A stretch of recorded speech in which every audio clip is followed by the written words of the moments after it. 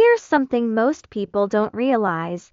Not everyone with social anxiety is introverted. In fact, you might be someone with outgoing social anxiety and not even know it. So what does that mean? Well, imagine this. You're the person who can walk into a room and start conversations. You make people laugh. You seem confident. You're genuinely interested in connecting with others.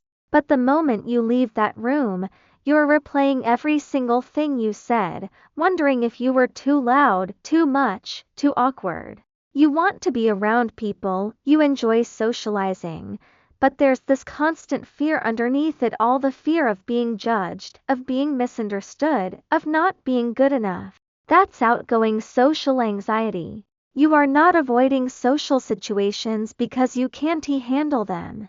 You are exhausted by them because you're performing a high-wire act in your own mind the entire time, analyzing every word, every laugh, every pause. And when someone like this develops feelings for another person, oh, it becomes a whole different level of complicated.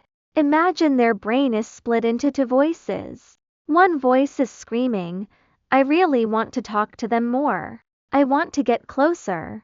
But immediately, the other voice jumps in. Wait, what if I'm being too much? What if they think I am weird? Did I just laugh too loud? It's like trying to drive forward while constantly slamming on the brakes. They're drawn to you like a magnet, but they're also their own worst enemy, constantly second-guessing every move they make. The moment they see you, their internal alarm system goes haywire. Heart racing, mind spinning, words tumbling out faster than they intended. But here's the thing, they're not scared of you.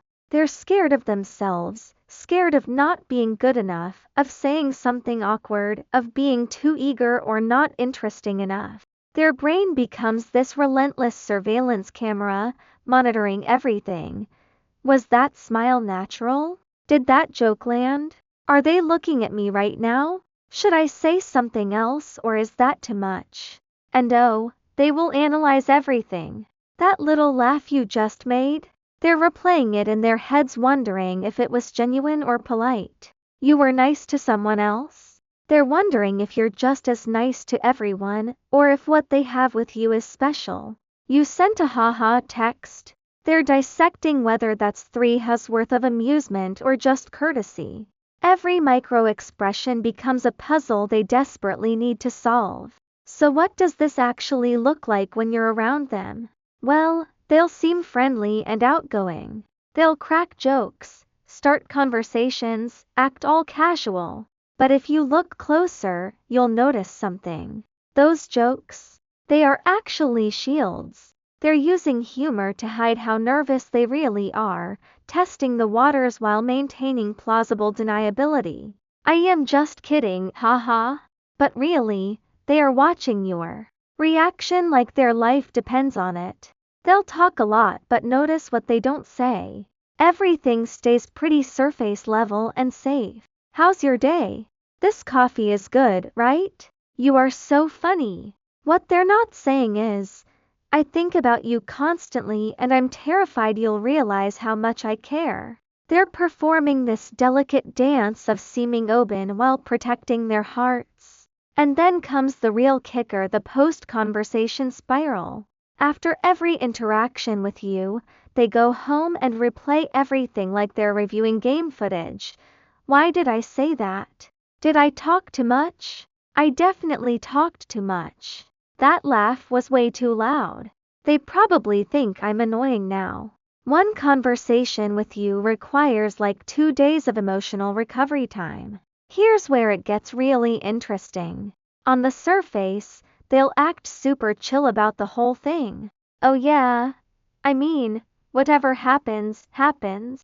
I'm not pressed about it. Meanwhile, they've noticed that you changed your phone wallpaper.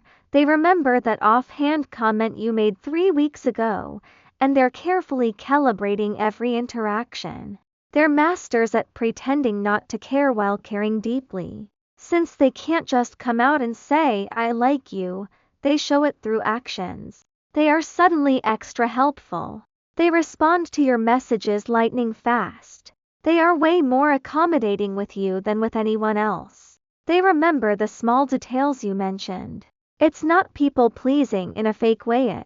It's their love language when words feel too risky. But here's the heartbreaking part. The moment they sensed even a hint of distance from you, maybe you took a little longer to text back, maybe you seemed distracted, they immediately pulled back. I'm being too much. I should give them space. I don't want to be annoying. So they retreat, not because they stopped caring, but because they care too much and they're trying to protect both of you from their intensity. So how do you know if someone with outgoing social anxiety likes you? Watch for the contradictions. They're more animated around you than usual, but also more nervous. They are making jokes but seem worried about how they land. They're warm with everyone, but there's a special kind of careful attention they give you. They might stumble over their words, then quickly recover with humor. That combination of enthusiasm and anxiety, that's your sign. Because here's what's really happening beneath all that. When someone with outgoing social anxiety likes you, their warmth is genuine. Their awkwardness comes from how much they care. Their jokes are armor. Their "I'm so chill about this" attitude is a beautiful lie.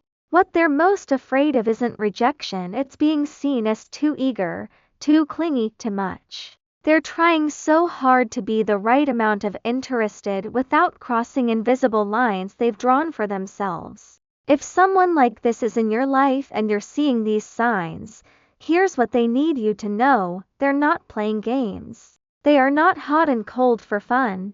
They're just trying to navigate feelings while battling a brain that tells them they're always one step away from being too much. And honestly, that vulnerability, that genuine care wrapped in nervousness, that effort to connect despite the fear, there's something really beautiful about that. So next time you see someone who's outgoing but anxious lighting up around you while simultaneously looking like they want to crawl into a hole, they might just be falling for you, one overthought interaction at a time.